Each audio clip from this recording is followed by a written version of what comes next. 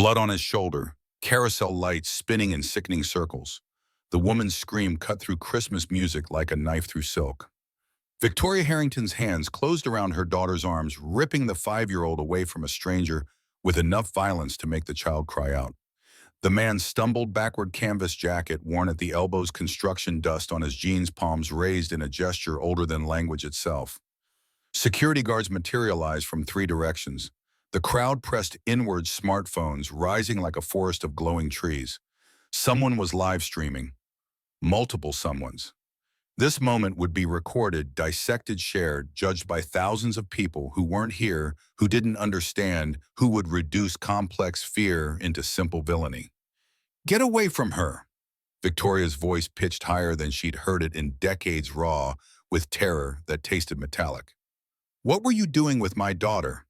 The man tried to speak. His own daughter, maybe 7 braids tied with red ribbons that matched her coat, stood frozen beside him, tears cutting tracks through the fake snow dusting her cheeks. But Victoria saw none of it. She saw only her daughter's expensive white coat, the one that cost more than this man probably earned in a week. She saw threat, danger, every nightmare headline about vanished children scrolling through her consciousness at light speed.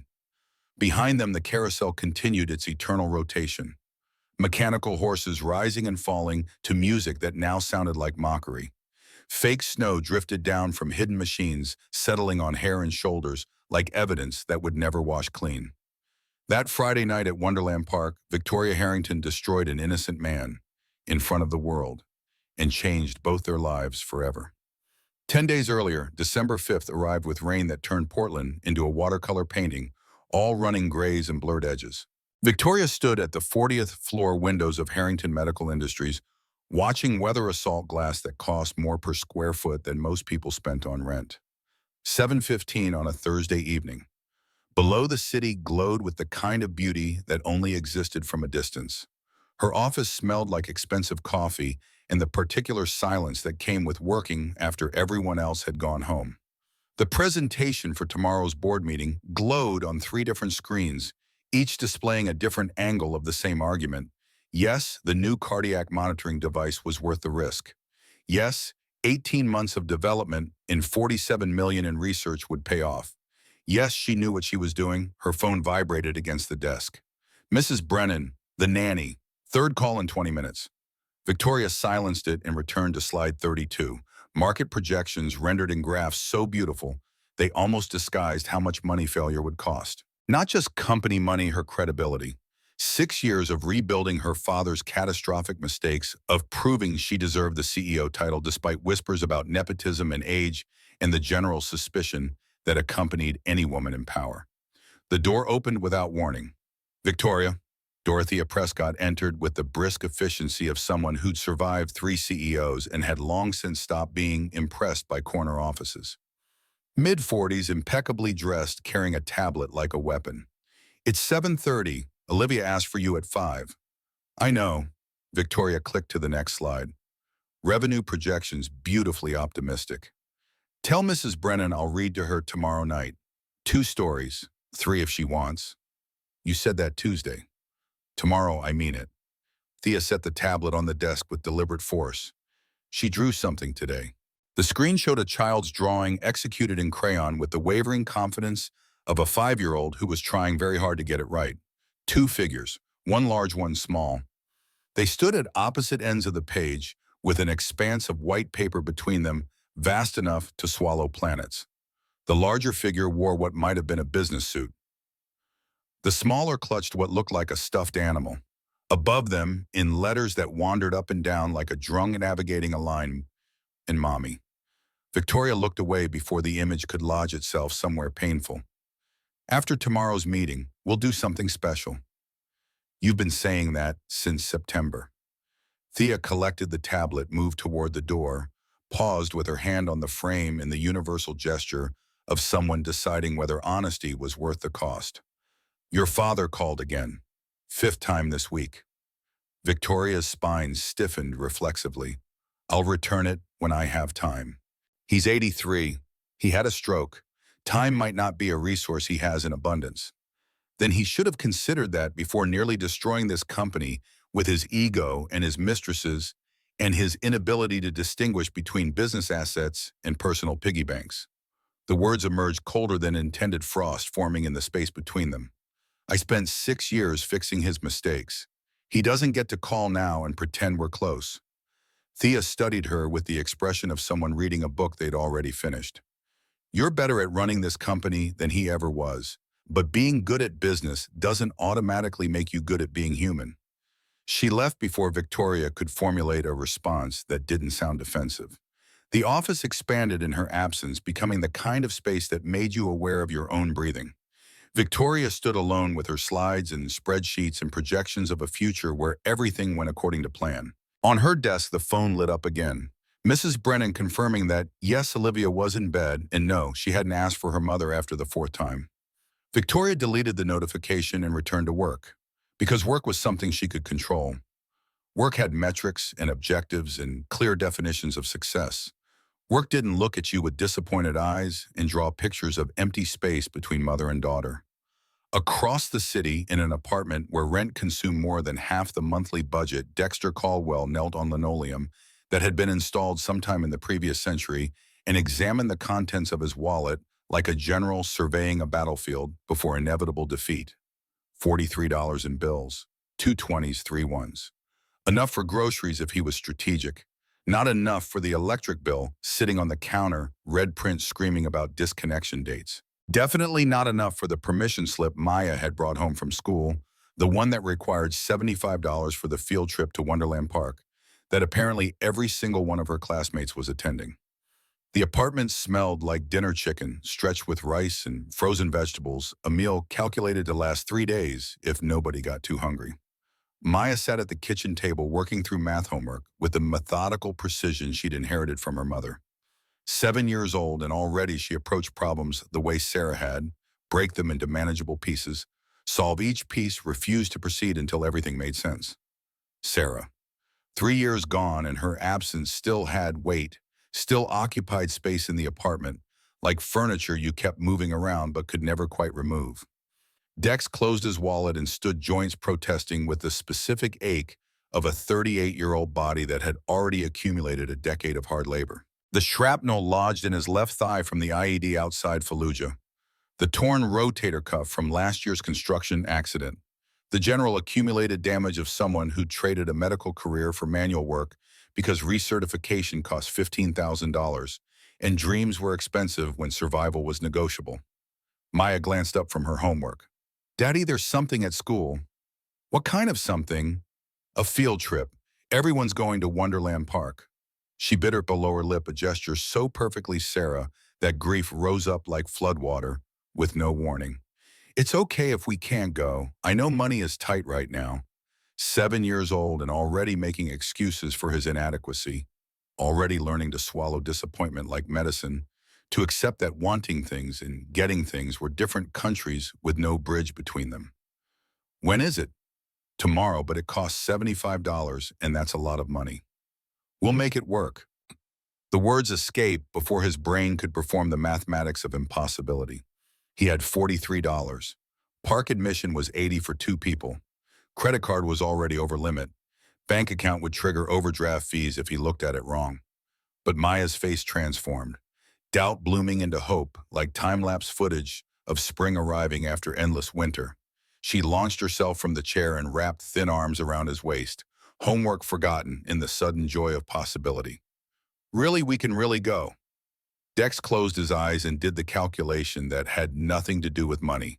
He'd eat ramen for a week, skip lunches at the construction site, figure out the electric bill after it became an emergency instead of just a problem. Maya needed this, needed to be a regular kid having regular experiences, to not remember childhood as an endless catalog of things they couldn't afford. Really, but homework first. She returned to the table with renewed focus. Dex moved to the window overlooking the parking lot, watching December rain transform asphalt into a black mirror. His phone sat on the counter silent and accusatory. No messages from the foreman about next week's schedule. No callbacks from the interviews he'd done for positions that paid more than $34,000 a year. The economy was thriving, everyone said. Unemployment at historic lows. Unless you were a veteran with medical training but no current license, a community college degree, and a resume full of short-term construction contracts that ended when buildings got finished. He'd been exceptional at something once, top of his class in combat medic training, commendations from two different commanding officers. That brief period after discharge when he thought maybe possibly he could translate battlefield medicine into civilian practice. Then Sarah got sick and medical bills devoured savings, and recertification courses cost money they needed for treatment. Suddenly being good at something mattered less than being able to pay rent. A knock interrupted his thoughts. Margaret Thornhill from 3C stood in the hallway holding a ceramic dish wrapped in foil, wearing the expression of someone about to lie for a good cause. Made too much casserole. The lie was transparent. Maggie never made too much of anything. She was 72 with a fixed income and arthritis that made cooking painful, but she'd been feeding them at least once a week since Sarah died. Thought Maya might want some for tomorrow. Maggie, you don't need to. A neighbor can't share food without everyone making speeches. She pushed past him into the apartment with the authority of someone who'd made this delivery enough times to know where everything went. Set the dish on the counter and spotted Maya at the table. How's my favorite mathematician doing? Good daddy's taking me to Wonderland Park tomorrow. Maggie's gaze shifted to Dex, reading the subtext written in the tightness around his eyes, the way he held his shoulders, the thousand small tells that poverty carved into posture. She'd been reading that subtext for 3 years. That'll be wonderful. She moved toward the door, lowered her voice so Maya wouldn't hear. That cough she's been having. It's getting worse, isn't it? Dex nodded. He'd noticed it too, the way Maya woke some mornings with her chest rattling, like something was loose inside the way stairs left her winded. But the free clinic had a 3-week wait, and urgent care charged $200 just to walk through the door. Keep watching it. Respiratory infections in children can deteriorate fast. Maggie touched his arm briefly, conveying more in the gesture than words could manage. You're doing your best. Don't forget that when you're lying awake at 3 a.m. doing mathematics. She left. Dex stood watching her navigate back to her own apartment, moving with the careful deliberation of someone whose bones remembered every fall they'd barely avoided. Good people everywhere trying to help. It should have been comforting. Instead, it just made him tired in a way sleep never fixed. Maya finished her homework with a flourish, brought it over for inspection. Perfect marks on every problem, the kind of precision that made teachers write notes about gifted programs and advanced placement tracks. Sarah would have known exactly what to do with a brilliant daughter and a budget that couldn't support brilliance. Sarah would have figured it out. But Sarah was gone and Dex was improvising, and right now improvisation meant putting $83 on a credit card that would charge him $35 in fees for the privilege of going over his limit. Bath time, sweetheart. Then bed. Big day tomorrow. She went without argument, another small mercy. While water ran in the bathroom, Dex pulled out his phone and opened the credit card app. Stared at the numbers like they might rearrange themselves into something more forgiving. $43 cash. Credit card was $17 left before the limit. Park admission, $83 including fees. He could put it on the card, accept the over-limit penalty figure, out how to eat for the next week on hope and determination. Or he could tell Maya the truth, that some things cost more than they could afford. That being a good father sometimes meant saying no to things that would make her smile. But Sarah's voice echoed in the spaces between his thoughts. Give her everything, Dex. Make her childhood magical. He made the purchase before courage could fail him. The available credit dropped to negative $66. The bank would assess fees on Monday. He'd deal with consequences when consequences arrived, the way he dealt with everything else, one crisis at a time, trying not to think about how many crises were queued up waiting for their turn. Maya emerged from the bathroom in pajamas that were getting too small, another item added to the mental list of things he needed to buy when money materialized from somewhere. She climbed into bed and looked at him with eyes that were Sarah's eyes, dark and serious and older than 7. Daddy, are you happy? The question landed like a punch. What makes you ask? You look sad sometimes when you think I'm not watching. Children saw everything, remembered everything, filed away every expression and sigh for later analysis. Dex sat on the edge of her bed and selected words with the care of someone diffusing explosives. I'm happy when I'm with you. That's the absolute truth. But other times I'm just tired. Being a grown-up involves a lot of being tired. Because mommy's not here anymore. Grief never diminished. It just compressed, learning to fit inside whatever container you provided. Dex felt it now, that dense star of loss that occasionally exploded without warning. Yeah, baby, because mommy's not here. Maya processed this with the seriousness she brought to mathematical proofs. Miss Rodriguez says people we love never really leave us. They stay in our hearts. Miss Rodriguez is very wise. So mommy's still here, just in a different way. Exactly like that. She seemed satisfied, settling deeper into her pillow. Within minutes, her breathing had evened into the gentle rhythm of childhood sleep. Dex sat watching her, this small person who was half Sarah and half himself, and entirely her own magnificent creation, and renewed the promise he'd made 1,000 times since the funeral. Whatever it required, however difficult, he'd give her everything, even if it meant debt for amusement park tickets. Even if it meant working construction until his body surrendered. Even if it meant accepting that he'd once been exceptional at something important, and now he was just another broke single father trying to keep the lights on and pretend that was enough. Victoria's alarm played something classical and inoffensive at 5:30 a.m. She silenced it mid-note and lay staring at the ceiling of her bedroom, a room large enough to qualify as an apartment in cheaper neighborhoods furnished by an interior designer, because Victoria didn't have time to care about aesthetics. The house was silent. Mrs. Brennan lived in the guest suite downstairs, an arrangement that made childcare logistics easier, but also meant Victoria sometimes went entire days without seeing Olivia, except in passing. The nanny handled breakfast and school drop-off. Victoria handled board meetings and crisis management. It was a division of labor that made perfect sense on spreadsheets and felt increasingly hollow everywhere else. She rose and moved through morning rituals on autopilot. Shower coffee from a machine that cost more than most people's monthly car payment, business news playing on a television she didn't actually watch. The board meeting started at 9. 3 hours to review the presentation one final time, to anticipate every possible objection, to prepare responses that would convince 12 skeptical directors that yes, this was the right move. Her father had lost 3 crucial votes in his final year as CEO. The board had turned on him like wolves, identifying the weakest member of the pack, and within 6 months he'd been forced into early retirement with a severance package that barely covered his debts. Victoria had watched it happen from her position as VP of Operations, had learned how quickly power evaporated when competence gave way to ego and self-interest. She wouldn't repeat his mistakes, couldn't afford to. At 7 a.m., Thea called. Cordelia Whitmore wants another review of the financial projections. She has concerns about the implementation timeline. Of course she did. Cordelia had been her father's most loyal supporter back when loyalty meant something, and she'd never quite forgiven Victoria for succeeding where Franklin Harrington had failed spectacularly.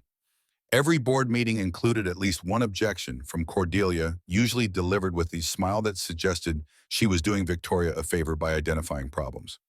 Send her the updated deck. Remind her we addressed timeline concerns in the previous 3 meetings. She wants a phone call. Naturally, Victoria checked her watch.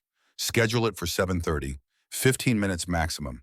The call lasted 27 minutes and accomplished nothing except confirming that today's meeting would require every ounce of political capital she'd accumulated over 6 years. When Victoria finally hung up, a headache was already establishing territory behind her eyes. She should have been thinking about strategy. Instead, her mind kept returning to that drawing. 2 figures separated by white space, connected by nothing except the word mommy in uncertain letters. At 8:15, she left the house without seeing Olivia. Mrs. Brennan had already taken her to school at Portland Academy, $37,000 a year, promising to prepare students for lives of achievement and excellence. Victoria had toured the facility and been impressed by credentials and facilities and the emphasis on STEM education. She'd never asked Olivia if she was happy there. The board meeting unfolded exactly as predicted. Cordelia raised concerns about timeline. 2 other directors echoed those concerns with the synchronization of people who'd coordinated objections beforehand. Victoria presented data that addressed every point, spoke with the measured confidence that came from knowing her material better than anyone else in the room, and watched the vote tally move in her favor through sheer force of preparation. The cardiac monitoring device was approved. 7 votes to 5. Not unanimous, but sufficient. Chairman William Gallagher congratulated her afterward with the warmth of someone who'd bet on her success and was pleased to collect winnings. 70 years old on the board since her father's tenure, one of the few directors who'd supported Victoria's promotion despite her age, and the whispers about nepotism that followed her like weather. Well executed, your father would have lost that vote. It wasn't really a compliment, but Victoria accepted it anyway because, in William's world, being superior to Franklin Harrington qualified as high praise. She returned to her office to find Thea waiting with a tablet and an expression that telegraphed problems. Olivia's school called. She's in the nurse's office. Stomach ache. The headache that had been threatening all morning arrived with full force. How serious? Nurse thinks it's anxiety-related. No fever, no vomiting, just pain and crying. Anxiety, 5 years old and already manifesting stress and physical symptoms. Victoria thought about the drawing again, two figures with an ocean of white space between them. Have Mrs. Brennan pick her up. I have the investor call at 2 and budget review at 4. Victoria, Thea's voice carried weight that made clear this wasn't a suggestion. Your daughter is crying for you specifically. Not the nanny, you. The words suspended in the air between them, heavy with implication.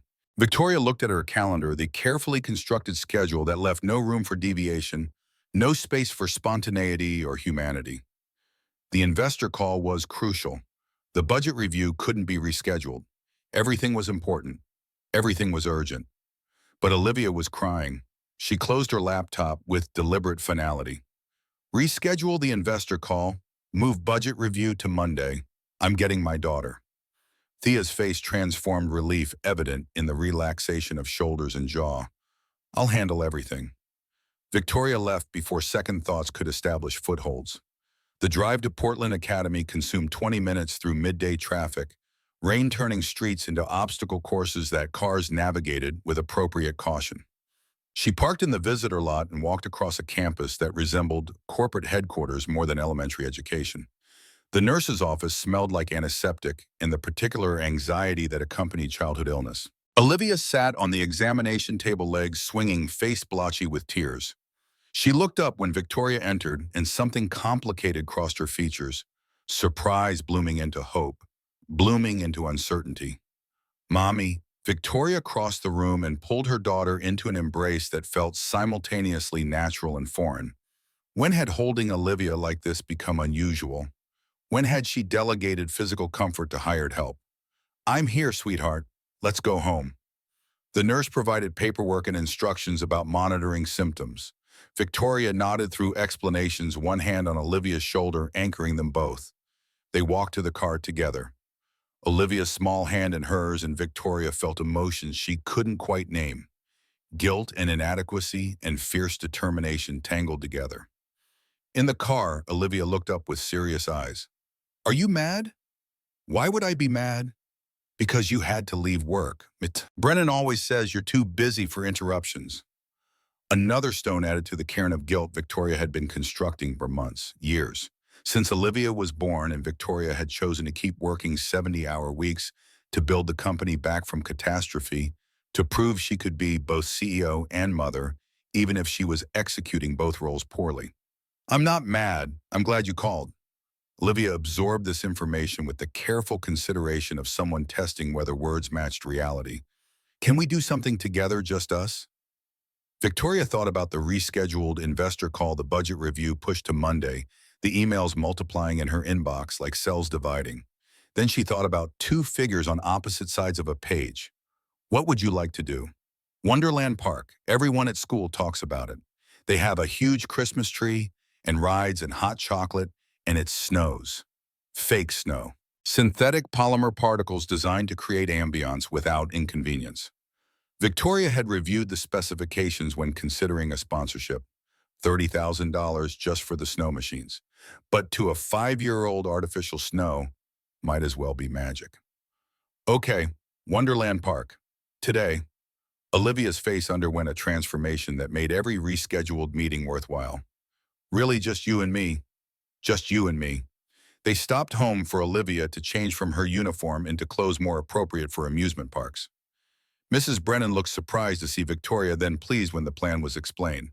She'll love that. She's been mentioning that park for weeks. Weeks of asking, and Victoria had been too busy to notice.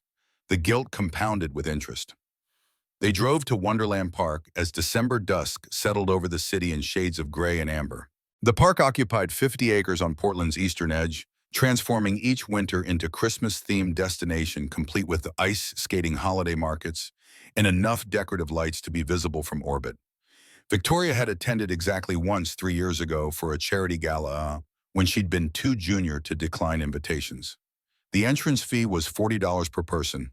Victoria paid without conscious thought, the way people with money never thought about money until they didn't have it anymore.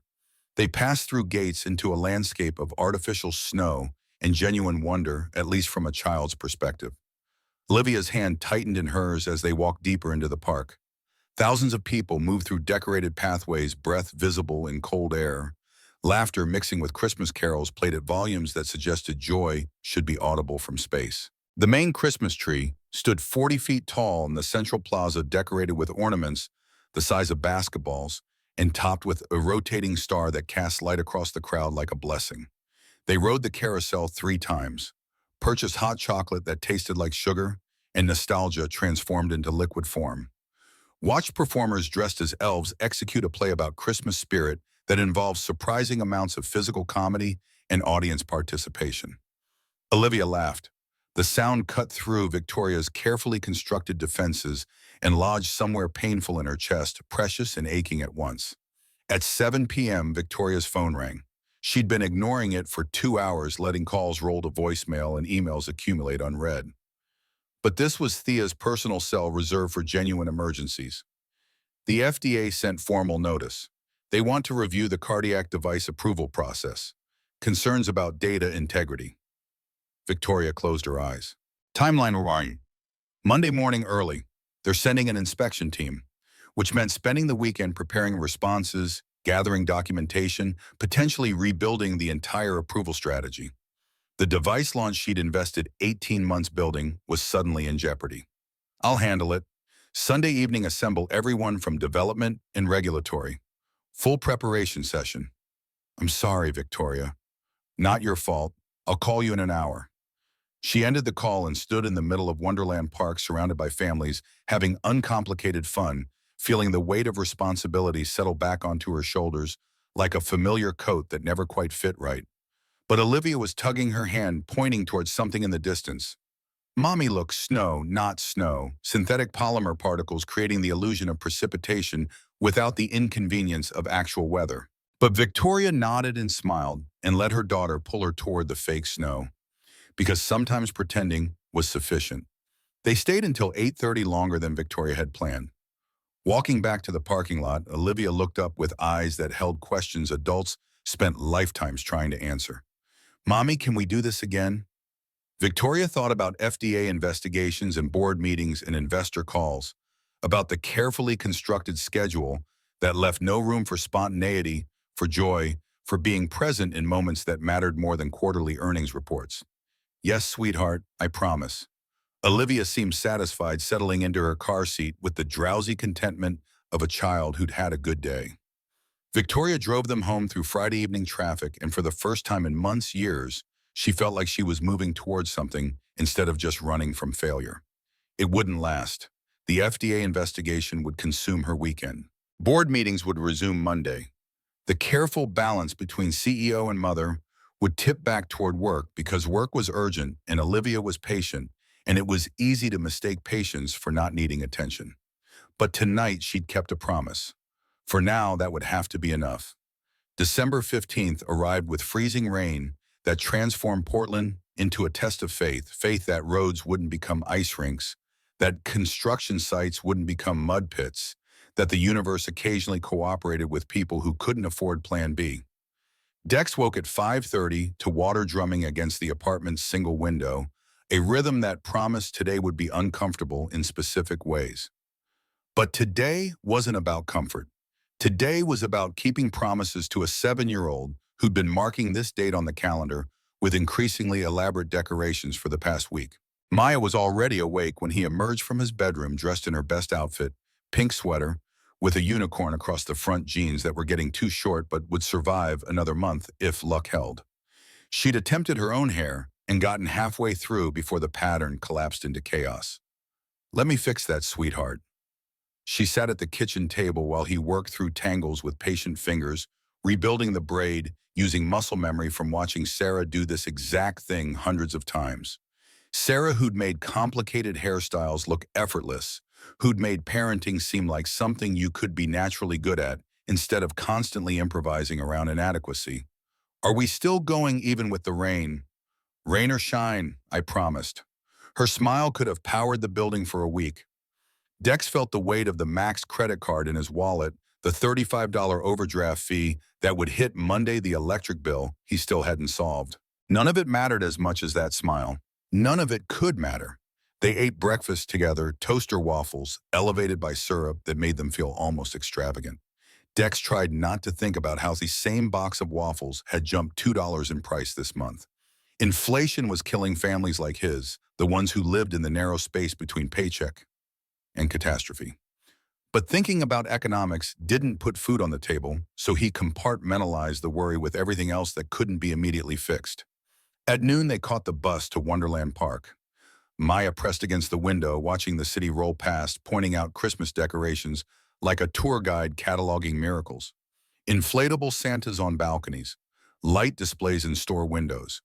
Anything suggesting magic existed outside their two-bedroom apartment, where magic usually took the form of stretching groceries through the week. Dex watched her watch the world and thought about the future he was supposed to be building. Stable employment, decent income, the kind of life where $80 field trips didn't require financial acrobatics and prayer. He'd been constructing towards something once. Combat medic to physician assistant, maybe medical school if loans and time could be managed simultaneously. Then Sarah got sick and plans became irrelevant in the face of immediate crisis chemotherapy and hospital bills and the impossible mathematics of keeping someone alive when treatment costs more than salvation. 3 years later, he was still in crisis mode, still reacting instead of planning, still trying to move forward when every step felt like treading water in progressively deeper ocean. The bus dropped them 6 blocks from the park. They walked through rain that had softened to mist Maya's hand warm in his. The park rose ahead like something from a storybook, towers wrapped in lights. The giant Christmas tree, visible over entrance gates, music audible even from the street. The ticket line moved with the speed of continental drift. Dex watched families ahead of them and did the mental arithmetic he couldn't stop doing. Designer coats and expensive strollers, parents who weren't calculating the cost of hot chocolate, children who'd never had to choose between field trips and electricity. Not that it mattered. Maya deserved this regardless of what other families possessed. When they reached the window, he handed over his credit card with the practiced casualness of someone pretending the transaction wasn't a minor disaster. The attendant, college-age, professionally bored, swiped it twice before it processed. Dex signed the receipt and pocketed the evidence of financial irresponsibility, then took Maya's hand and led her through gates into manufactured wonder. She stopped 3 steps past the entrance, eyes gone enormous. "Daddy, this is amazing." The park sprawled before them like a maze designed by someone who believed joy should be overwhelming. Pathways lit by thousands of bulbs strung between lampposts. Vendor stalls selling roasted chestnuts and hot cider, their warmth fogging cold air. Carousel music mixing with Christmas carols, creating an auditory landscape that managed to feel both chaotic and harmonious. Families moving in currents, children pulling parents toward attractions, while parents consulted maps and checked phones. They spent an hour wandering Maya, absorbing details with the intensity of someone memorizing a place for later recall. She wanted to see everything before committing to anything, a trait inherited from Sarah's methodical approach to decision-making. Dex followed, letting her set the pace, occasionally steering them away from the most expensive concessions. At 2 o'clock, they reached the carousel, an antique that predated the park itself, all hand-carved horses and restored gilt. The line stretched 20 deep, but Maya's expression said it was worth any wait. They queued behind other families, listening to comfortable conversations about school breaks and holiday plans, the easy chatter of people whose biggest December stress was probably which relatives to visit. Dex's phone buzzed. Text from the construction foreman, emergency job tonight at Riverside Project. Triple rate if you can make it. Need answer in 30 minutes. Triple rate meant nearly $150 for 4 hours of work. That was the electric bill plus groceries. That was breathing room he desperately needed. But Maya was finally getting her field trip, finally having the day he'd promised Sarah he'd provide. He typed back, "Can't tonight, sorry." The reply arrived instantly. "Your call, offering to Rodriguez next." Dex pocketed his phone and watched Maya count people ahead in line using her fingers, lips moving as she calculated wait time based on boarding speed. 7 years old and already thinking in algorithms. 15 more minutes, she announced with the confidence of someone who had done the math. Good calculating. Miss Rodriguez taught us. She says math helps you understand everything. Miss Rodriguez is wise. She says you're smart too. She says being an army medic is really hard and you must have studied a lot. Parents' night 3 weeks ago. He'd met Maya's teacher, a woman in her 50s, who'd asked intelligent questions about his background and actually listened to answers. Most people heard construction worker and stopped listening, having already categorized him. Miss Rodriguez had asked about medical training, deployment experience, what he'd learned that still served him now. "I did study hard. Your mom helped me study. She'd quiz me on anatomy terms while we cooked dinner." I wish I remembered her better. The grief that never fully departed rose up suddenly. "You were 4 when she died. It's okay to not remember everything clearly." "I remember her smell, like flowers and coffee mixed together." "That's more than some people get." They reached the front of the line. Maya chose a white horse with roses painted on its saddle, climbed on with the ride operator's assistance, and looked down at Dex with pure joy radiating from her face. He stood outside the carousel fence while it spun, watching her go around and around, thinking about Sarah's final instructions. Give her everything. Make her childhood magical. When the ride ended, Maya wanted to go again immediately. Dex checked his wallet, enough for one more ride or enough for dinner on the way home. He bought another ticket and watched her ride twice more, her happiness worth more than food would ever be. At 4 o'clock, they found a bench near the Fountain Plaza and shared a pretzel that cost $9 and tasted like salt and questionable decisions. Maya swung her legs and talked about school, about her friend Jasmine, who'd visited the park last week, about Miss Rodriguez assigning a project about family traditions. What should I say our traditions are? Dex considered the question carefully. Their traditions were mostly survival-based budgeting, meticulously making do with less, finding joy in free things. But 7-year-olds needed better answers than brutal honesty. "We have breakfast together every morning. That's a tradition." "What else?" "We watch old movies on Friday nights. We visit Mommy's grave on her birthday and tell her about your year." He stopped, noticing something wrong. Maya's breathing had changed. Not dramatically, but different, a slight wheeze on the inhale, like air moving through a narrowed passage. The cough that had been concerning him for weeks, the one he'd been monitoring with increasing anxiety, but no ability to afford proper medical attention. "You okay, baby?" "Just cold." But her cheeks were flushed and she was breathing through her mouth. Dex felt medical assessment instincts activate automatically. Elevated respiratory rate, possible fever, developing audible wheeze suggesting airway inflammation. His training insisted this needed professional attention, that respiratory infections in children could deteriorate rapidly. His bank account insisted back that urgent care was $200 they absolutely didn't have. "Let's keep moving, warm you up." They walked through the park, Dex maintaining careful watch on Maya's breathing. She seemed acceptable when they were moving, distracted by attractions and activities.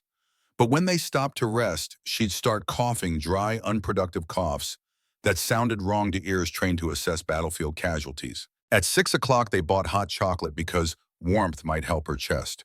$12 for 2 cups, which meant he was down to $8 in his wallet and a credit card that would trigger additional fees if he attempted using it again. The hot chocolate helped temporarily. Maya's color improved and the cough subsided. They were standing near the carousel, Maya finishing her drink, when everything changed. A little girl, maybe 5 years old, expensive white coat with fur trim, came running through the crowd. Not playing, but running with the panicked momentum of someone lost and terrified. She wore one patent leather shoe. The other had apparently disappeared during her flight. Her dark hair had come loose from whatever style it had been and wild around her tear-streaked face. She wasn't watching where she was going. She collided with Dex's legs hard enough to nearly knock herself down. Instinct took over before thought. He caught her before she could fall And that's when he saw her face absolute terror, in eyes too young to hide emotion effectively. This wasn't a child who'd wandered from parents. This was a child who thought she'd been abandoned to wolves. Hey there. He lowered himself to her level hands gentle on her shoulders. You're okay. She shook her head violently and burst into fresh sobs that came from somewhere deep. Maya immediately knelt beside them. It's okay. My daddy helps everyone. You are safe now. The little girl looked at Maya at another child who seemed calm and certain, and some of the panic drained from her face. Still crying, but no longer at the edge of hysteria. What's your name, sweetheart? Oh, Olivia. The word emerged between hiccuping breaths. I'm Dex, and this is Maya. Can you tell me where your mommy is? Fresh tears erupted. I don't know. There were so many people, and she was on her phone, and I turned around, and she was gone. And I looked everywhere, but I couldn't find her, and... Okay? It's okay. Dex kept his voice steady, using the tone he'd been trained to employ in crisis situations. Panic spread like infection. Calm could too. We're going to find your mommy. But first, are you hurt? Did you fall or bump into anything? Olivia shook her head. Good. That's very good. He looked around at the crowd, thousands of people, any one of whom could be this child's parent. Finding one specific person would be nearly impossible. Let's go to the security station. They'll be able to help us locate your mom.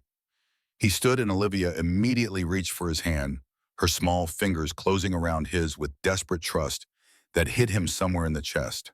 This child was terrified and alone, and she was trusting him completely based on nothing more than his calm voice and Maya's reassurance. Maya took Olivia's other hand. Don't worry. Security can call your mommy and she'll come get you super fast. It happened to my friend Jasmine once and they found her mom in like 5 minutes. They started walking toward the main security office, Dex navigating through the crowd while keeping both girls close. The park felt different now. The crowds that had seemed magical 20 minutes ago now felt like obstacles, bodies pressing in from all sides without regard for personal space. Olivia whimpered every time someone jostled past them. You're being so brave, Dex told her. I know you're scared, but you're doing everything right. I want my mommy. I know. We'll find her. I promise. Promises were dangerous territory when you couldn't control outcomes. But Olivia needed reassurance more than careful honesty, and Dex was willing to make promises he hoped circumstances would allow him to keep. The security station sat near the park center, designed to resemble a gingerbread house with candy cane columns and frosted trim. The whimsical exterior contrasted sharply with the chaos inside. A line of anxious parents stretched out the door, each clutching photos on phones, each wearing identical expressions of barely controlled terror. Inside, 2 security guards worked phones and radios while a whiteboard listed descriptions of 6 different lost children, their last known locations marked on a large park map. Dex felt Olivia tense as she absorbed the scene. All these other lost children, all this evidence that being separated from parents was common enough to require extensive protocols. It's okay, Maya said quietly. They find everyone eventually. That's literally their job. They waited in line. Dex pulled Olivia onto his hip when she started shaking, partly from cold, partly from fear that had been accumulating for however long she'd been lost. She wrapped thin arms around his neck and buried her face against his shoulder, her breath hot and rapid against his skin. He could feel her heartbeat quick and frightened like a bird's. When they finally reached the counter, a young woman with a Santa hat looked up with tired eyes that had seen too many frightened children tonight. Lost child? Found, actually. Her name is Olivia. She got separated from her mother somewhere in the park. The guard's expression softened fractionally. Olivia, okay. Let me check our system. She scanned her computer, frowned. We don't have a missing child report yet for an Olivia. Honey, what does your mommy look like? Olivia just shook her head against Dex's shoulder, tears starting again in silent streams. She's pretty overwhelmed, Dex explained. Hasn't been able to tell me much about her mother or where they got separated. The guard sighed, rubbing her temples with the gesture of someone who'd been working too many hours. Look, I'm being honest with you. We're completely overwhelmed tonight. Busiest event of the year, and we've had more lost kids than usual. We've got teams searching, but honestly, your best bet might be staying in main areas where parents typically look. The carousel, the big tree, the fountain plaza. If you keep her visible in those central spots, there's a good chance Mom will find you before we can coordinate an effective search. It wasn't the answer Dex had hoped for, but he understood the reality. The park was enormous, the crowd was massive, and security was stretched beyond reasonable capacity. Okay, we'll stay near the carousel. That's pretty central and well lit. Good call, and sir, thank you for helping her. Not everyone would. They left the security office and headed back toward the carousel area. Olivia had stopped crying but still clung to Dex like he was the only fixed point in a spinning universe. Maya walked beside them, reaching up occasionally to pat Olivia's leg, in reassurance that was remarkably mature for 7 years old. Maya's really good at drawing, she announced to Olivia. Do you like to draw? Olivia nodded against Dex's shoulder. She can show you how to draw carousel horses if you want, after we find your mommy. They found a spot near the carousel entrance beneath a large candy cane arch that would be easy to spot from any direction. Dex lowered Olivia to the ground but kept one hand on her shoulder, anchoring her physically and emotionally. She was still breathing too fast, still scared, but at least she wasn't actively sobbing anymore. Your mommy's going to come here looking for you, he said with more confidence than he felt. So we need to stay right here where she can see us easily, okay? What if she doesn't find me? She will. Mommies always find their kids. It was optimistic as to the point of dishonesty, but Olivia needed hope more than statistical analysis about missing children. And this was Wonderland Park on a Friday night, not a war zone. Odds were good that Olivia's mother was nearby searching with the same panic he'd felt the one time Maya had wandered away in a grocery store. Maya started pointing out different carousel horses, describing each one's unique decorations in elaborate detail. Olivia listened, gradually relaxing against Dex's leg as distraction worked its particular magic. He scanned the crowd continuously, looking for any adult who seemed to be searching frantically, but the mass of people made it impossible to distinguish individual behaviors with any accuracy. His phone buzzed again. Text from Maggie, you two having fun? He typed back with one hand, found a lost kid, helping her find her mom. Maggie's response arrived immediately. Of course you did. That's exactly who you are. After 20 minutes, Olivia tugged on his jacket with small fingers. I'm really cold. Dex pulled off his own jacket without hesitation and wrapped it around her shoulders. The December evening had dropped into the low 40s, and she was underdressed for standing motionless in the cold. Maya gave Olivia her scarf without being asked, the gesture so purely generous that Dex felt pride expand in his chest until it hurt. Thank you, Olivia whispered. You're welcome. When my daddy finds your mommy, maybe we can be friends for real. Do you go to Portland Academy? Yes. I'm starting there in January. We can see each other at school. Olivia's face brightened considerably. Really? Maya nodded enthusiastically, and Dex didn't correct her optimism, even though the enrollment was contingent on a scholarship he hadn't officially confirmed yet. Let the girls have this moment of connection. Let them plan a friendship that might not materialize. Sometimes hope mattered more than realistic probability. 30 minutes stretched to 40. Dex bought Olivia a candy cane with his last $3 because she was shivering despite the jacket, and the sugar might provide some help. She ate it slowly, gradually relaxing enough to talk a little about her school, about her favorite color being purple, about how her mommy was always busy but had promised to spend time with her today. She works a lot, Olivia nodded with the seriousness of someone much older. She runs a big company. Mrs. Brennan says it's very important work that helps lots of people. Dex wondered what kind of company was important enough to make a 5-year-old understand that mommy couldn't always be present. But he kept the thought private and focused on keeping Olivia calm until her mother materialized from somewhere in this crowd. At 7:30, she materialized. Dex saw her before she saw them.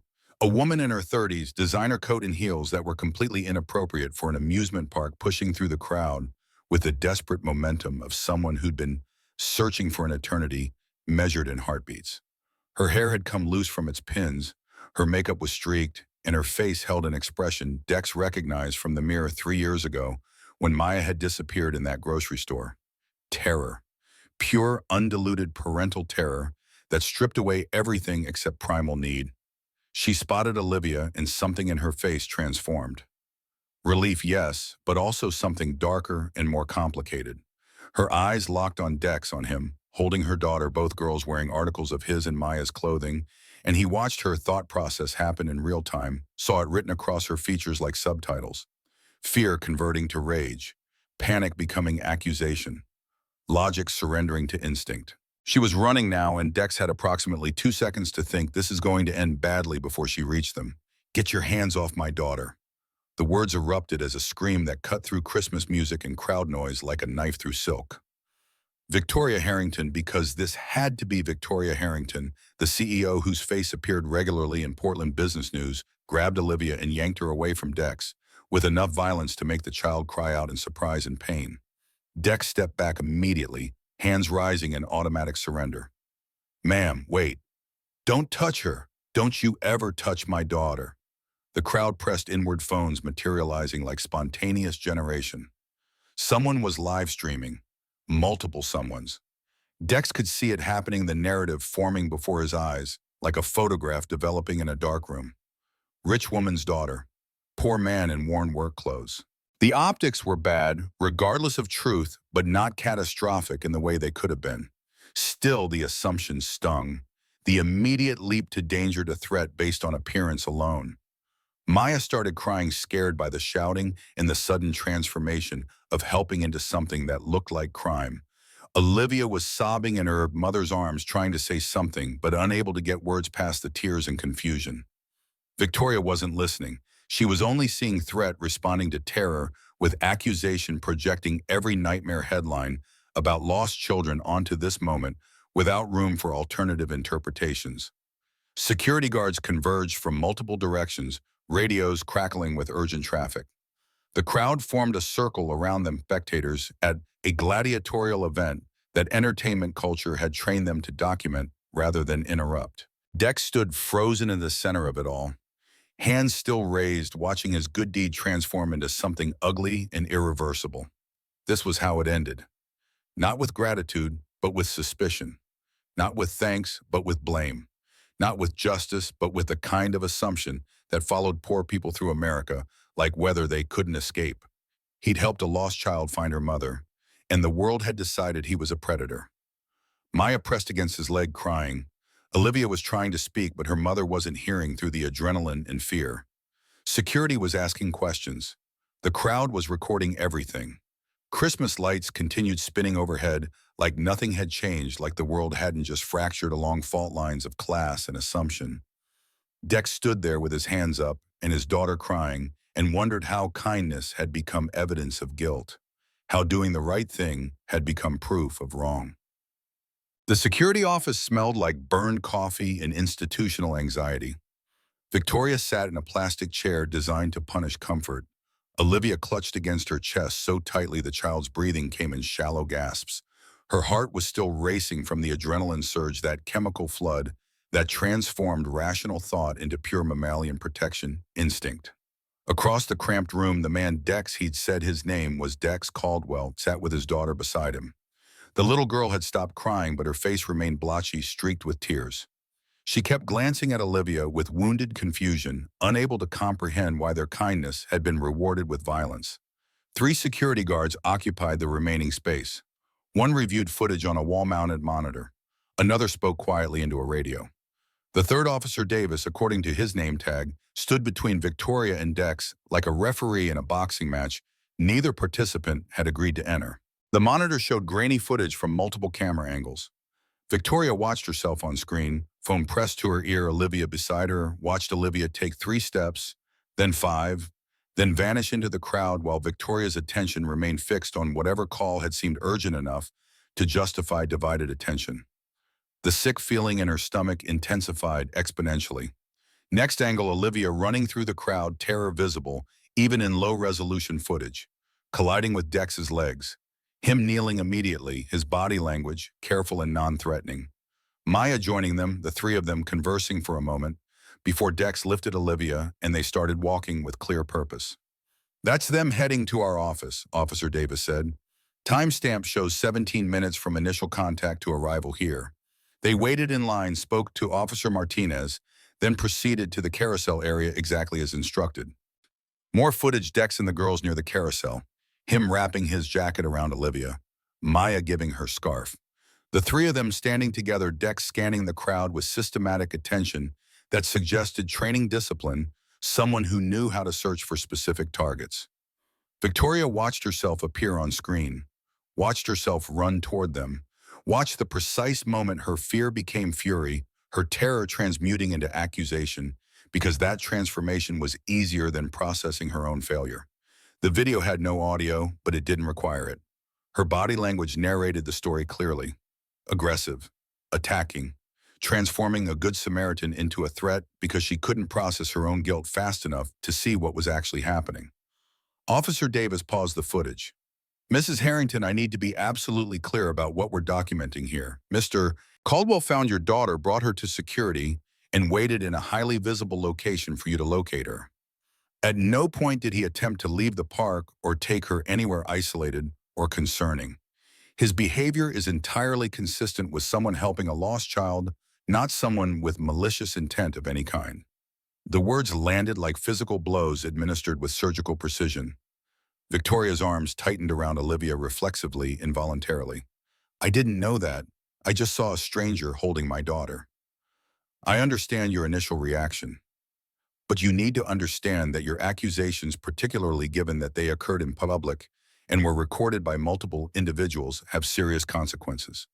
Davis's tone remained professional, but carried unmistakable steel underneath. Mr. Caldwell would be entirely within his rights to pursue legal action for defamation and emotional distress. Victoria's gaze snapped to Dex. He sat quietly, one hand on his daughter's shoulder, his face carefully neutral in a way that suggested significant practice maintaining composure under hostile conditions. His jacket was still draped around Olivia, his daughter's scarf too. They'd given a frightened child their own warmth without hesitation or expectation, and Victoria had repaid them with public humiliation and accusations of the worst crime imaginable. I'm sorry. The words emerged quieter than she'd intended, barely audible. I was terrified. You thought the worst possible interpretation. Dex's voice held no anger, just a tired resignation that somehow made everything worse. I understand. You don't know me. You see your daughter with a stranger and you panic. That's what parents do when they're scared. That doesn't excuse what I did to you and your daughter. No, but it explains the mechanism.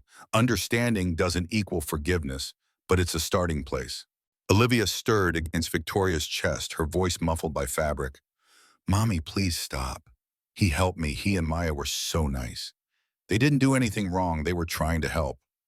The words penetrated deeper than any accusation could have.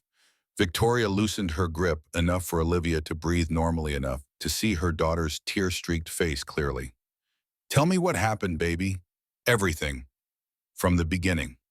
Olivia's story emerged in fragments, interrupted by hiccups and occasional fresh tears. She'd wandered away while Victoria was engaged in that phone call, got caught in the crowd, couldn't find her way back, got progressively more scared until she was running blindly, just trying to find anyone who looked safe enough to trust.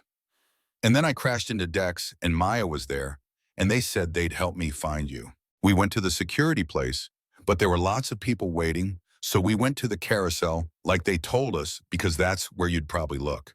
And Maya shared her scarf because I was cold, and Dex gave me his jacket, and they bought me a candy cane and told me stories so I wouldn't be so scared anymore.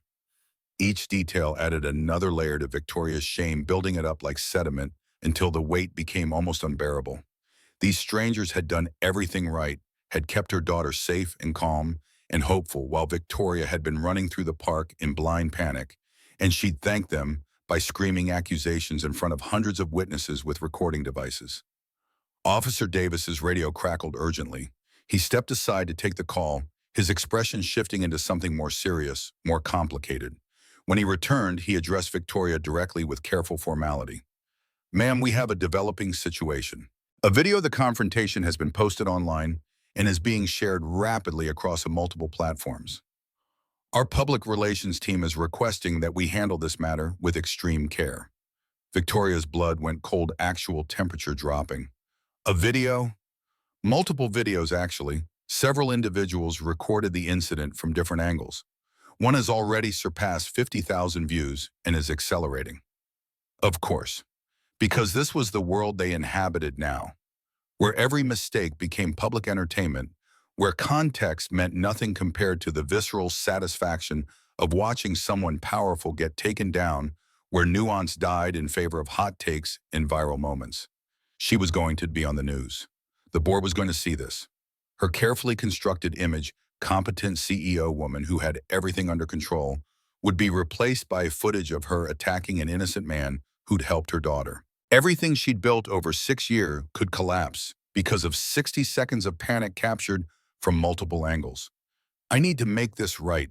Victoria looked at Dex directly, forcing herself to meet his eyes, despite wanting to look away from her own reflection in them. Please, let me apologize properly. Not here, not like this.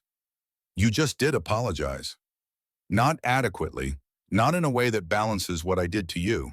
She gestured at the cramped office, the security guards pretending not to listen to every word. Somewhere private, please. I owe you much more than a rushed apology in front of witnesses and cameras. Dex studied her for a long moment, his expression unreadable.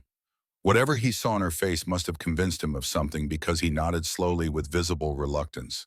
Okay, but not tonight. Maya needs to get home and I need to process whatever the hell just happened to us.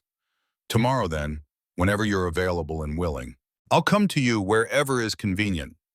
Something flickered across his face, surprise, maybe at the offer of a CEO coming to him rather than summoning him to her territory like a subordinate. But he didn't argue the logistics. Tomorrow afternoon, 3 o'clock. He recited an address in a section of Portland Victoria had never visited, where median income was measured in fractions of what she spent on professional wardrobe maintenance annually. Apartment 3B. They left separately, Victoria waiting until Dex and Maya had a 5-minute head start before carrying Olivia out of the security office like precious cargo that might shatter if handled roughly. The park still glittered with lights and artificial snow, families still laughed and rode attractions, but the magic had curdled into something bitter and toxic. Victoria's driver materialized from wherever he'd been during the crisis, opening the car door protectively as she navigated to the parking lot through crowds that suddenly felt hostile. Her phone had been buzzing steadily for 20 minutes. She checked it once. Olivia was buckled securely into her car seat, safe and contained. 47 notifications accumulated like evidence. Texts, missed calls, email alerts. The video had metastasized across social media platforms, each share adding its own commentary. Some defended her. Any mother would react identically. Some condemned her. Rich woman assumes poor man is dangerous, classic classism in action. Most just wanted to participate in the spectacle, to add their voices to the digital mob. One text from Thea simply read, "We need to talk. Tonight. This is urgent." And another from William Gallagher, "Saw the video circulating. Call me when possible." A third from a number she didn't recognize. "This is exactly why people hate the wealthy elite. You think you're better than everyone." Victoria silenced her phone completely and drove home through streets that looked different now. Darker despite the holiday decorations festooning every surface. Olivia fell asleep in the back seat, exhausted by fear and relief and confusion. Mrs. Brennan was waiting when they arrived, concern written across her face in deep lines. "I saw the news coverage. Are you both all right?" "We're physically fine. Olivia's safe. I'm—" Victoria stopped, unable to finish the sentence honestly. What was she? Humiliated, ashamed, facing consequences of her own snap judgment. "I need to put her to bed." She carried Olivia upstairs, grateful the child remained asleep, changed her into pajamas, tucked her under blankets, stood watching her breathe in the peaceful rhythm of childhood sleep. This small person who trusted her completely, who thought her mother could fix anything, who didn't yet understand that adults were just children who'd gotten older without getting proportionally wiser. Downstairs, Victoria poured herself 2 fingers of scotch. She didn't drink immediately, and pulled up the video on her phone, forcing herself to watch her own worst moment from an outsider's perspective. Watching herself attack Dex was worse than she'd imagined possible. Her face contorted with rage, her movements aggressive and threatening, her voice shrill with accusation. The man stood there with his hands up, non-threatening and cooperative, while his daughter cried and Olivia tried desperately to explain. Victoria on screen wasn't listening to anyone. Victoria on screen had already decided the narrative and facts were irrelevant to that decision. The comments section was a war zone with no rules of engagement. Half the internet had chosen sides as if a terrified mother and a helpful stranger couldn't both be victims of circumstances and assumptions, as if everything had to be sorted into heroes and villains, right and wrong, with no room for the complicated truth that good people sometimes cause significant harm. Her phone rang, shattering the silence. Thea, because Thea always called when texting wouldn't suffice for crisis management. I'm assuming you've seen the video by now. All of them, multiple angles. Victoria drained half the scotch in one swallow. How catastrophic is it? Trending on 3 major platforms. Local news has called requesting official comment. National outlets will probably pick it up by morning because you're high profile enough to make it interesting beyond Portland. Thea paused meaningfully. William called me. He wants an emergency board meeting Monday morning first thing. To discuss my competence as CEO. To discuss crisis management officially. But yes, your competence will be strongly implied as part of that conversation. Victoria closed her eyes against sudden exhaustion. 6 years of rebuilding her father's catastrophic mistakes, of proving she deserved the position, of demonstrating that she could lead effectively, despite her age and gender, and the persistent whispers about nepotism. All of it threatened because she'd panicked in a way that looked absolutely terrible on camera from every possible angle. What's our strategic play here, legally?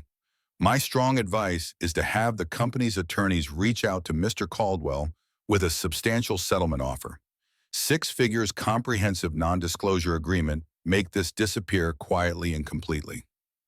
And morally, Thea's silence spoke volumes about the tension between those two approaches. When she finally answered, her voice carried weight that transcended professional advice. Morally, you apologize to that man and his daughter, publicly and sincerely, without lawyers managing the message or PR crafting the language. You own what you did wrong and you accept whatever consequences result from that ownership. Another pause. But I'm not convinced that's compatible with surviving the board meeting intact. Victoria thought about Dex sitting in that security office, his daughter's tears, the quiet dignity he'd maintained despite being accused of the worst thing you could accuse someone of around children. She thought about the jacket he'd given Olivia, the candy cane purchased with what were probably his last dollars, the patience he'd shown a terrified child who wasn't his responsibility in any way. Set up the meeting with him. Tomorrow, 3 p.m. at his apartment. I'm apologizing in person regardless of legal implications. Victoria. And have PR draft a statement, not for legal review initially, for my personal review. I want to apologize publicly as well. Before the board meeting, not after.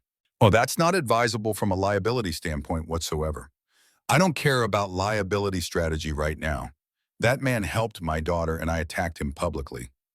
The absolute minimum I can do is tell the truth about what actually happened. Thea was quiet for a moment that stretched uncomfortably. You realize this might not save your position with the company. I know, but maybe I don't deserve to be saved from consequences of my own actions. After they disconnected, Victoria sat in her too large house feeling the weight of every decision that had led to this specific moment. Working late instead of picking Olivia up from school consistently. Taking calls during what was supposed to be quality time together. Building a company at the expense of building a relationship with her daughter. All the small choices that had accumulated into a person who could lose her child in a crowd because work was always more urgent than presence. She pulled up her father's number, stared at it for 5 full minutes before pressing dial with trembling fingers. He answered on the second ring. Victoria, I saw the video circulating. Of course you did. Everyone had seen the video. That was the nature of viral content. It reached everyone eventually, whether you wanted exposure or not. Are you all right? The question surprised her genuinely.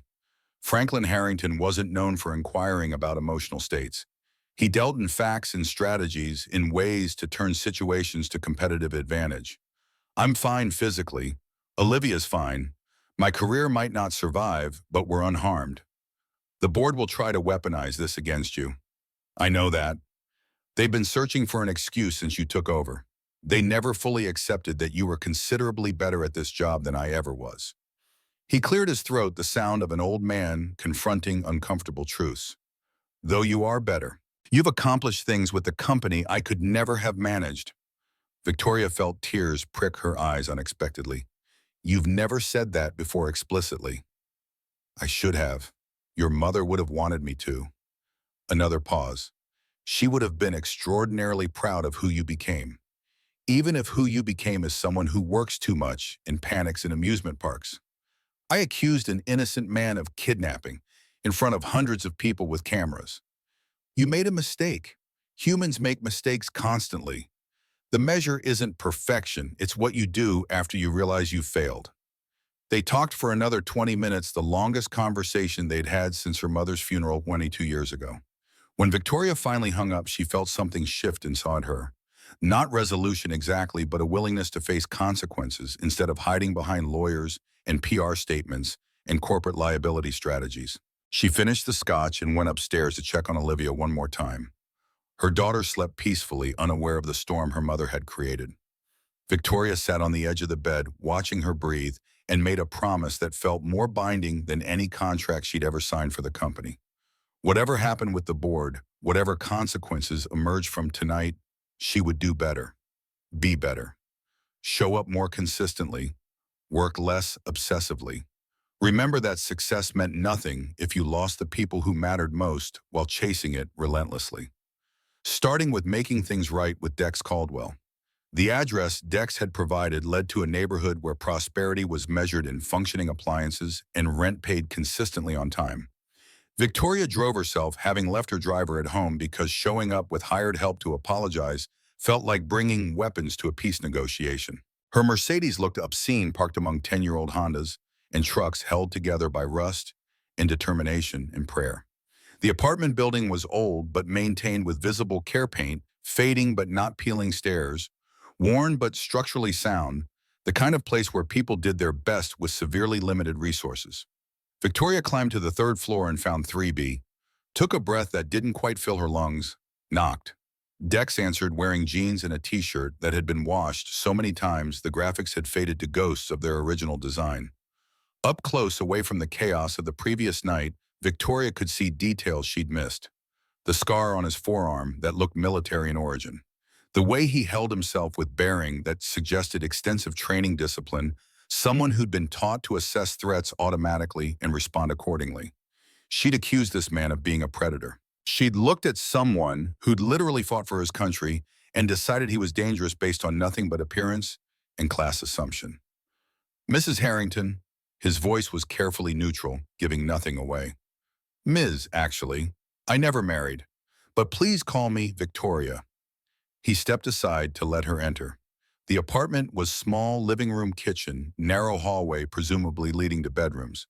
Everything was meticulously clean furniture, old but obviously cared for, pictures on the walls showing Dex and Maya, and a woman who must have been his wife. The woman had her arm around Maya in one photo, laughing at something outside the frame. Present tense in the image, past tense in reality. Maya sat at the kitchen table doing homework. She looked up when Victoria entered, and Victoria watched the girl's expression, shutter-closed trust from the previous night replaced by wariness and something that looked like betrayal. Hi, Maya. I know who you are. Maya's voice was quiet but firm with surprising strength. You're the lady who yelled at my daddy for no reason. The words hit like a physical slap. Victoria knelt so she was at eye level with the child, making herself vulnerable. You're absolutely right. I did yell at your daddy, and that was wrong. I was scared because I couldn't find Olivia, and when I saw her with people I didn't know, I panicked. But that doesn't excuse what I did. Your daddy helped my daughter, and I thanked him by being cruel and making accusations.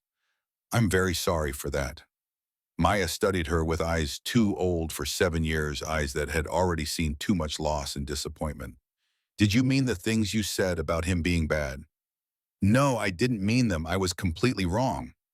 Daddy says when you're wrong, you have to make it right. Your daddy is correct. That's exactly why I'm here. To try to make it right.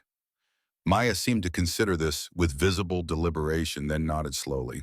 Okay, but if you're mean to him again, I'll be really, really mad. That's completely fair. Dex cleared his throat gently. Maya, why don't you finish your homework in your room? Ms. Harrington and I need to talk privately. Maya gathered her materials with the careful precision of someone who'd learned to be responsible for her own things at a young age. As she passed Victoria, she paused briefly. Olivia was really nice. I hope she's okay. She is. Thanks to your daddy keeping her safe. After Maya disappeared down the hallway, Dex gestured toward the small couch. Coffee, it's not fancy, but it's hot. Please. He moved through the kitchen with economic efficiency, someone used to doing household tasks alone. While he worked, Victoria studied the photos on the walls more carefully. Dex in military uniform, younger but recognizably himself. Maya as a baby. The wife, Sarah Olivia, had mentioned her name in various stages of life. Beautiful woman with kind eyes, arms always around either Dex or Maya. Visual evidence of a family that had been whole before something catastrophic broke it. Dex returned with 2 mugs. Cream and sugar are on the counter if you need them. Black is fine.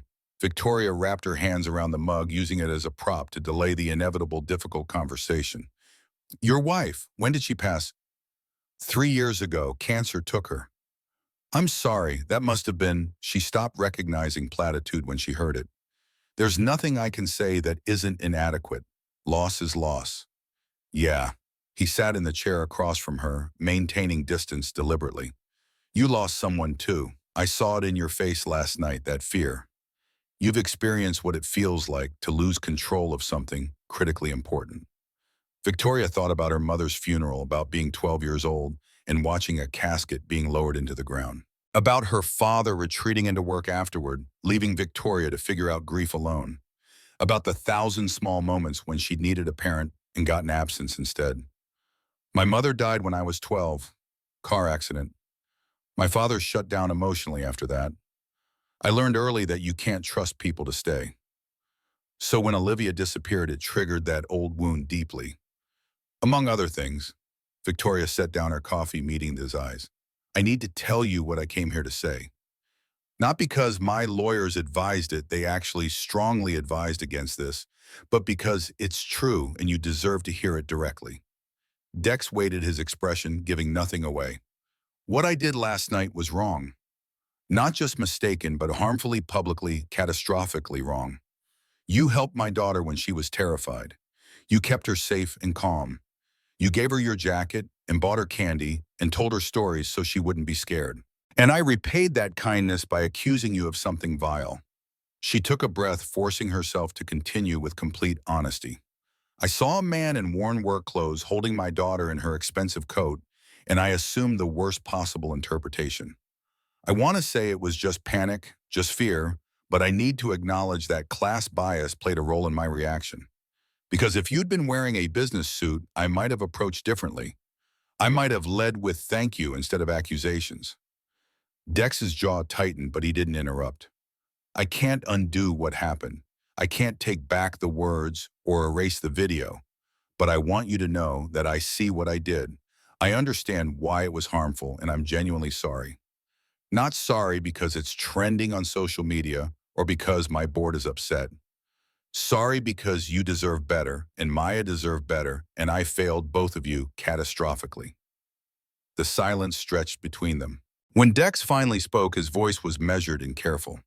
Do you know what it's like being a working-class parent, having people assume you can't afford your kids' school supplies, being followed in stores by security when you're just shopping, having people look at your worn jacket and assume you're not capable or trustworthy? He leaned forward. I've been dealing with that my entire adult life. It's exhausting. And last night I was just trying to help a scared kid. I wasn't thinking about optics or how it would look. I was doing what any decent person should do.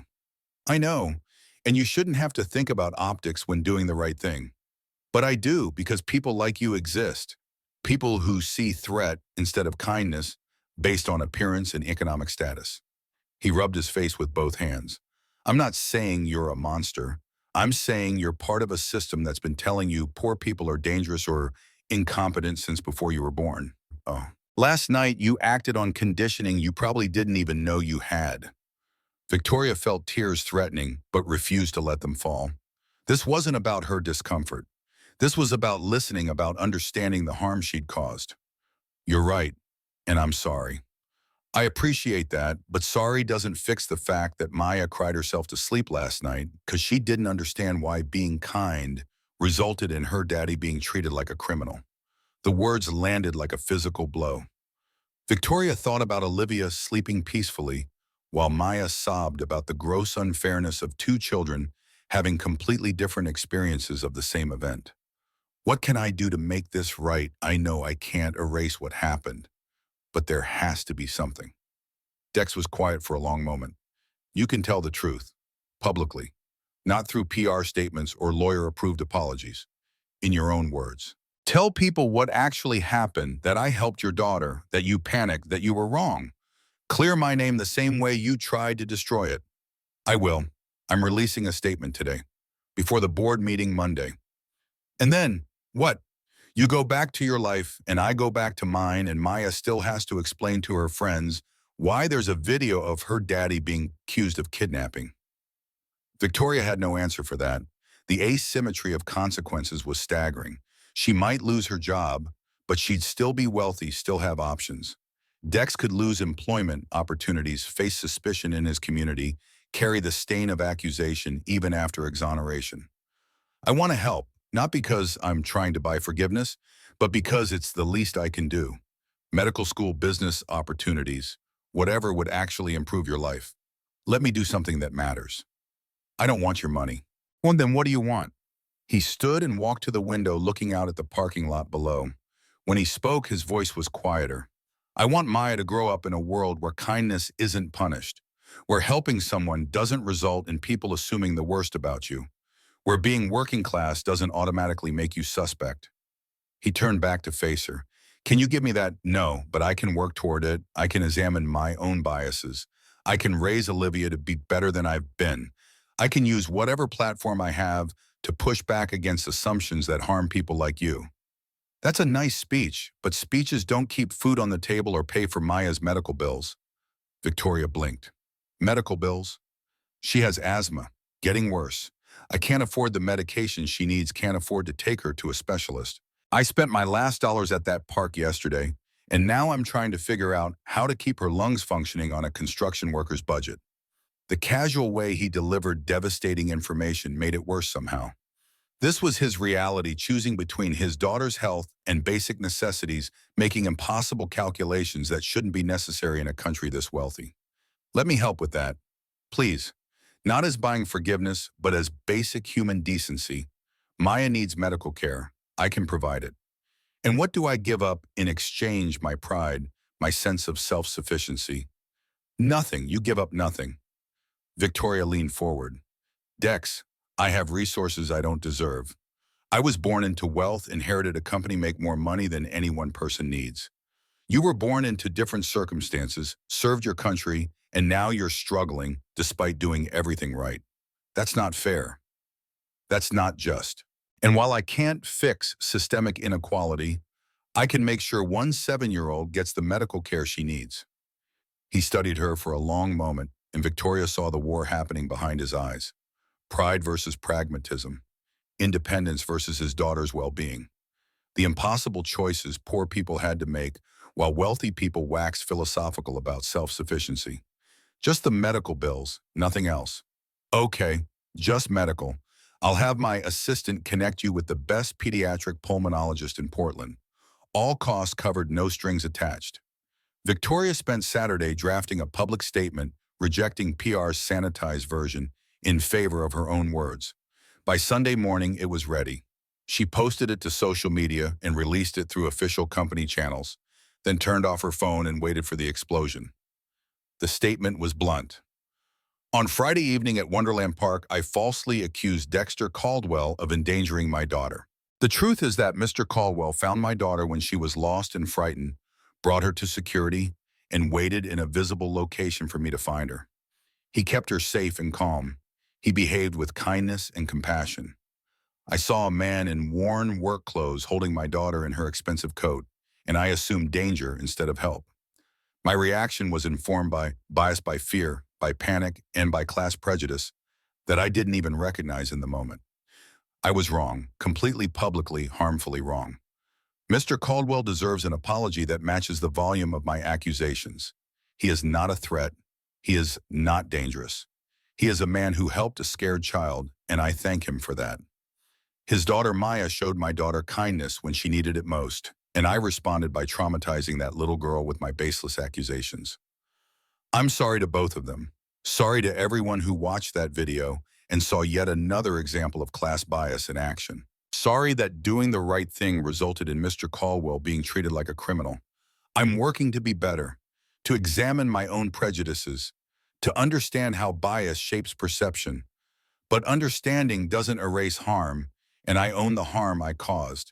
To Mr. Caldwell, thank you for helping my daughter. I'm sorry for what I put you and Maya through. You deserve better. Within an hour, the statement had been shared 50,000 times. The comments section became another battleground, but this time the narrative had shifted. Some praised her honesty. Some said it was too little too late. Some questioned whether she'd been coached by PR despite the raw vulnerability of the words. Dex called Sunday evening. I saw your statement. I meant every word. I know, that's why I'm calling. He paused. My neighbor Maggie says I should let you help. Says pride is expensive, and my daughter's health matters more than my ego. Your neighbor Maggie sounds wise. She is. Annoying as hell sometimes, but wise. Another pause. The dinner invitation. Does that still stand? Yes, absolutely. Then we'll come Wednesday night if that works. Maya hasn't stopped talking about seeing Olivia again. Monday morning arrived with the subtlety of a freight train. Victoria dressed in her most conservative suit armor for the battle ahead. The emergency board meeting was scheduled for 9 a.m. She arrived 30 minutes early, reviewed her notes one final time, and walked into the conference room with her head high. 12 directors sat around the table. William Gallagher at the head, Cordelia Whitmore to his left, with an expression that suggested she'd been waiting for this moment. Others whose faces Victoria had memorized over 6 years, whose votes she'd courted, whose approval she'd cultivated. William called the meeting to order. We're here to discuss the incident at Wonderland Park and its implications for the company. Victoria, you've seen the coverage. You've read the social media commentary. The board needs to understand how you plan to manage this situation moving forward. Victoria stood, refusing to remain seated like a defendant awaiting judgment. I made a mistake, a significant, harmful mistake that reflected class bias I didn't know I was carrying. I've apologized publicly and privately. I've taken steps to repair the harm I caused, and I understand if the board feels that's insufficient. Cordelia leaned forward. Insufficient doesn't begin to cover it. You attacked an innocent man in public. You made this company look like it's run by someone who can't control her emotions or assess situations rationally. How are we supposed to trust your judgment after this? You're right to question my judgment. I questioned it myself, but I'd also like you to consider the context. I'm a single mother who lost her child in a crowd of thousands. My panic was real even if my reaction was wrong. And yes, class bias played a role, but recognizing that and working to address it is better than denying it exists. Another board member spoke up. The video has damaged our reputation. Several clients have expressed concerns. Shareholders are asking questions. This isn't just a personal matter anymore. I understand, which is why I'm proposing a restructure. Victoria pulled out the plan she'd drafted Sunday night. I'll remain as chairman, but step back from day-to-day CEO duties. Eleanor Grayson from finance can move into a co-CEO role handling operations. I'll focus on strategic vision, major partnerships, and board relations. This achieves two things. It addresses concerns about my judgment while maintaining continuity of leadership. The room fell silent. William studied her with intensity. You'd willingly reduce your role. I'd willingly admit I've been doing too much and doing it poorly. I've neglected my daughter while building this company. Friday night was a wake-up call. I need better balance, and the company needs leadership that isn't spread too thin. They voted after 30 minutes of debate, 7 in favor of her proposal, 3 against, 2 abstaining. She remained, but in a reduced capacity. William pulled her aside after the meeting. That was smart, offering to step back before they could force you out. It wasn't strategy, it was honesty. I can't keep working 70-hour weeks and being a present mother. Something had to give. Wednesday evening, Dex and Maya arrived for dinner. The girls disappeared upstairs immediately, leaving the adults in the kitchen. Victoria burned the chicken slightly, but they ate it anyway, laughing about her culinary limitations. After dinner, while the girls played, Victoria and Dex stood at the kitchen window watching evening settle over the city. I got Maya an appointment with Dr. Patricia Morrison, Victoria said, best pediatric pulmonologist in the state. Thursday afternoon, Dex's hands stilled on the dish he was drying. That's Dr. Morrison. Her wait list is 6 months long minimum. I know some people. She's making an exception. Victoria, don't argue, please. Just let me do this one thing that actually matters. He nodded slowly. Thank you. They finished the dishes in comfortable silence. Upstairs, the girls' laughter echoed through the house. Can I ask you something? Dex said eventually. Anything. Why are you doing this? Really doing this? You apologized publicly. You could have walked away with your conscience cleared. Why invite us here? Why help with medical bills? Why keep engaging? Victoria thought about how to answer honestly without sounding patronizing. Because I saw something Friday night that I can't unsee. I saw how different our worlds are, not just financially, but in terms of what we deal with daily. You helped my daughter and got accused. I lost my daughter and got sympathy. That's not fair. That's not just.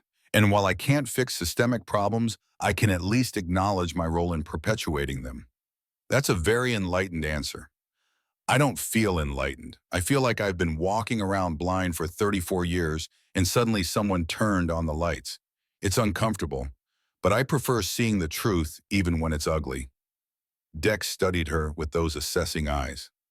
You're trying. That matters. They called the girls down at 8:30. Maya and Olivia hugged goodbye with the intensity of people parting for years instead of days. Can Maya come back soon? Olivia asked. Please. Victoria looked at Dex, letting him decide. We'll figure something out. The grand opening of the Sarah Caldwell Memorial Foundation occupied the main ballroom of the Portland Convention Center on a June evening that felt like a promise. 200 people filled the space, veterans, medical professionals, community leaders, families whose lives would be changed by what this foundation represented. Dex stood at the podium wearing a suit that actually fit, looking like someone who belonged in rooms like this. He'd completed his medical recertification, started working as an ER physician assistant, found his way back to the career he'd thought was lost forever. 3 years ago, I lost my wife to cancer. 2 years ago, I thought I'd lost my career too. 6 months ago, a little girl got lost in a crowd, and that moment changed everything. He told the story, all of it. The park, the accusation, the viral video, Victoria's apology, the foundation that emerged from catastrophe. The audience listened with rapt attention. This foundation exists because of two things, a tragedy and a choice. The tragedy was my wife's death, which taught me that life is too short for pride to matter more than progress. The choice was Victoria Harrington's decision to admit she was wrong and work to make it right. He gestured toward Victoria, who sat in the front row with Olivia beside her. Maya sat on her other side, the three of them a unit now. In 6 months, we've raised $2.3 million. We've helped 47 veterans recertify in medical fields. We've changed 47 lives, which means we've changed 47 families, which means we've changed entire communities. And we're just getting started. The applause was thunderous. Later at the reception, Victoria found Dex near the windows overlooking the city. That was a beautiful speech. I meant every word. He paused. I got the job offer from Harrington Medical, head of emergency medicine services. Are you going to take it? I'm considering it. It's a significant step up from where I am now. But I want to make sure it's because I'm qualified, not because he gestured between them. We're what exactly? I don't know. What are we? Victoria smiled. We're two people who met in the worst possible way and decided to build something better. We're co-founders of a foundation. We're parents who are trying to give our daughters a better example than we got. We're friends, Dex offered. Friends, Victoria agreed. For now. For now. Ask me again in 6 months. December 15th again. Full circle. Victoria and Dex returned to Wonderland Park this time with both girls this time as a family in everything but paperwork. They rode the carousel together, all four of them, visited the spot where Olivia had crashed into Dex exactly 1 year ago, laughed about how far they'd come from that moment of panic and assumption. Daddy, Maya said as they walked through fake snow, are you going to marry Miss Victoria?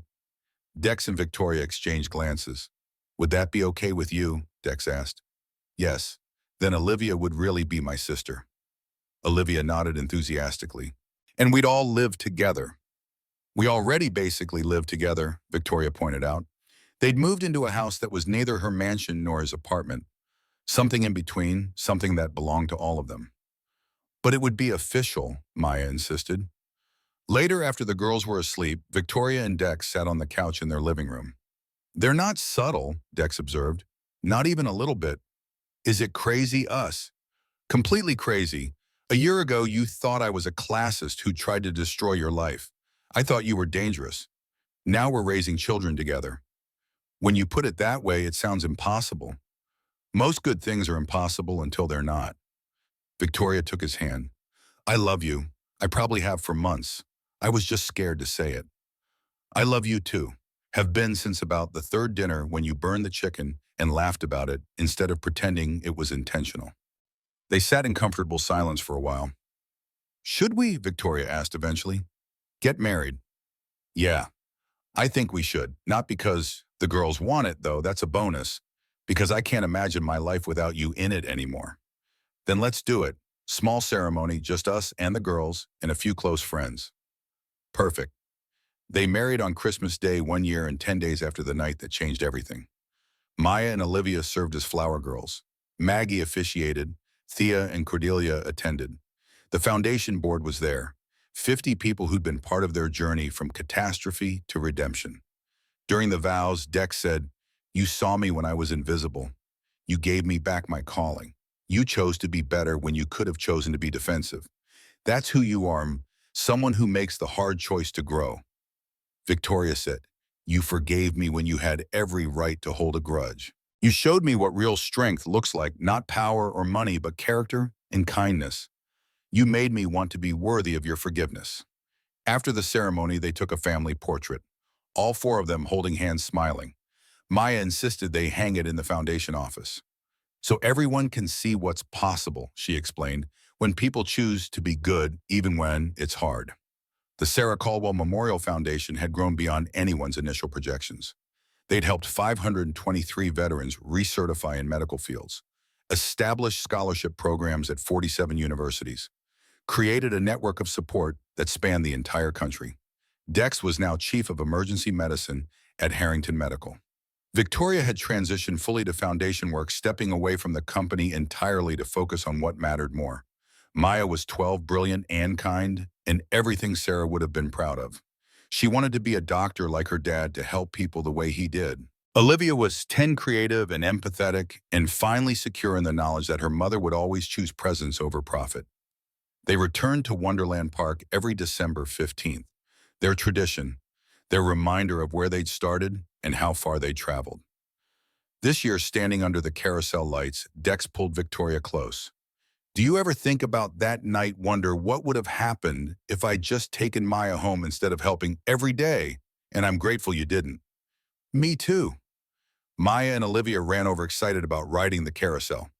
"Can we go around 3 times?" Maya asked. "Like we did the first time?" "As many times as you want," Dex said.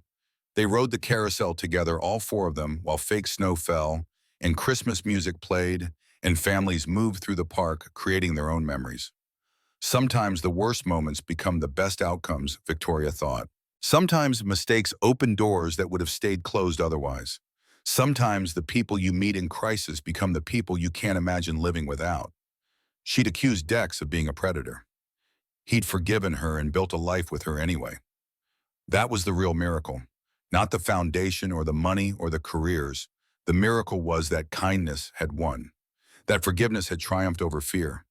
That 2 broken families had become one, whole one. The carousel spun on horses rising and falling, children laughing, parents watching with full hearts. And in that moment, everything was exactly as it should be.